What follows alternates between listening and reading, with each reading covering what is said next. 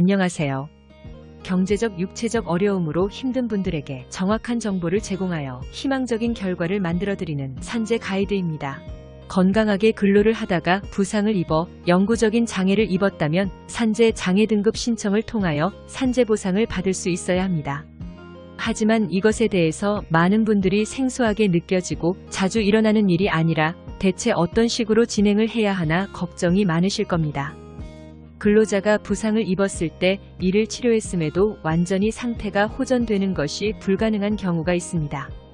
근로자 신체에 이렇게 반영구적으로 후유증 또는 훼손 상태가 남아있게 되는 경우 그 근로자의 노동 능력의 상실 정도를 판단할 수 있습니다. 게다가 정도에 따라 장애 등급을 판정할 수 있습니다. 장애 등급 신청은 제1급부터 제14급까지 총 14개의 등급으로 분류되어 있습니다. 이는 등급 정도에 따라 보상이 다릅니다. 숫자가 작을수록 장애 정도가 심합니다. 신체장애 등급은 제1급부터 제3급까지 연금으로 지급을 받을 수 있습니다.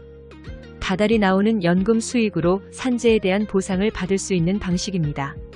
만약 연금이 아닌 일시금을 받길 원한다면 1년에서 4년분의 연금액에서 절반을 일시금으로 선지급받을 수도 있습니다.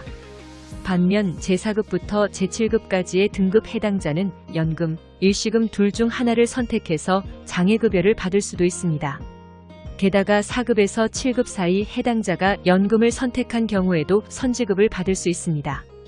1년에서 2년에 해당하는 금액의 절반이 선지급으로 지급이 되고 있다고 보시면 되겠습니다.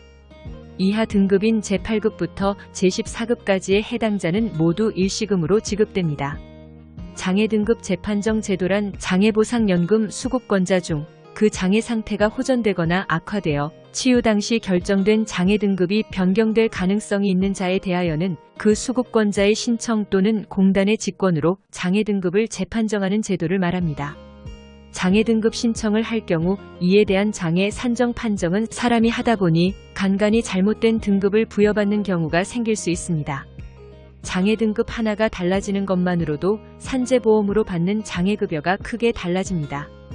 따라서 만약 내 상태에 맞지 않는 등급을 받으신 경우라면 반드시 이것을 조정하셔야 합니다.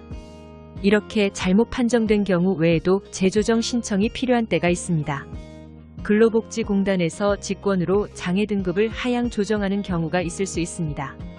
초반에 장애 등급을 받고 장애급여를 받으며 살아오다 어느 날 근로복지공단이 장애 등급을 낮추는 경우가 간혹 생기기도 합니다. 이는 장애보상급여의 하락으로 이어질 수 있습니다. 심한 경우 현재까지 받았던 산재장애급여를 되돌려줘야 하는 상황이 발생할 수 있습니다. 신체 장애로 이미 노동력이 예전 같지 않은 상실의 상태가 되었을 때 재해자가 그 많은 돈을 다시 돌려주는 것은 불가능에 가까운 일입니다. 이런 경우에 재조정 과정을 통해 불합리한 판정을 피할 수 있습니다. 장애 급수 재판정은 연금 지급이 결정된 날로부터 2년이 지난 후 1년 이내에 해야 합니다. 장애 등급이 변경된 자는 변경 결정일 또는 재결정일로부터 2년이 지난 후 1년 이내입니다. 그 이전에 재판정을 실시했다면 이를 실시한 것으로 봅니다. 재판정 대상자이나 재요양이 필요해 장애급수 판정이 어렵게 되었을 때는 치유일부터 2년이 시작됩니다. 재요양 후 장애 등급이 변경되었을 때는 연금 지급 결정일로부터 2년이 시작됩니다. 근로복지공단에서는 재판정 대상자에게 안내문과 서식을 발송하는데 안내문을 받은 자는 서식을 작성하여 신청서를 제출합니다. 그러면 근로복지공단에서는 특별진찰 시작일 30일 전에 진찰받을 것을 통지합니다. 이때 대상자는 근로복지공단에서 제시한 2개의 의료기관 중에서 선택할 수 있습니다. 관할 지역에 의료기관이 없는 사유가 있을 때 대상자가 원하면 공단에서 의료기관을 제시하지 않습니다. 재판정에 불응하면 대상자가 신청하지 않더라도 특별진찰 30일 전에 근로복지공단에서 직권으로 요구할 수 있습니다.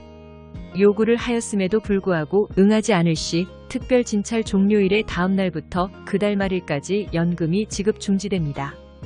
이후 특별진찰에 참석하면 지급 중지되었던 연금을 특별진찰을 한 날에 지급하고 다음 달부터 정상적으로 지급합니다. 불합리한 처분을 받았을 때는 근로복지공단에 심사 청구를 할 수 있습니다.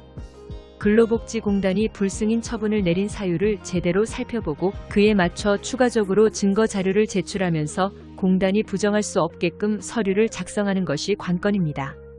그러나 일반적으로 근로복지공단은 자신의 결정을 번복하지 않으려 할 뿐더러 확실한 추가 자료를 새롭게 구해서 제출하는 건 역시 쉽지 않은 일이죠. 그러므로 전문가의 조력을 통해 진행하시는 것을 추천드립니다. 산재 가이드는 법률적으로 문제가 될 수 있는 부분에 관해 상세히 설명을 드리고 해결책을 제시하는 길잡이를 해드립니다. 항상 노력하는 자세로 의뢰인의 이익을 최우선하는 모습을 보여드리겠습니다. 그 밖에 더 많은 정보는 네이버 산재 가이드 카페로 오시면 확인하실 수 있습니다. 내용이 마음에 드셨다면 구독과 좋아요, 알림 설정 부탁드립니다. 더 좋은 내용으로 찾아오겠습니다. 감사합니다.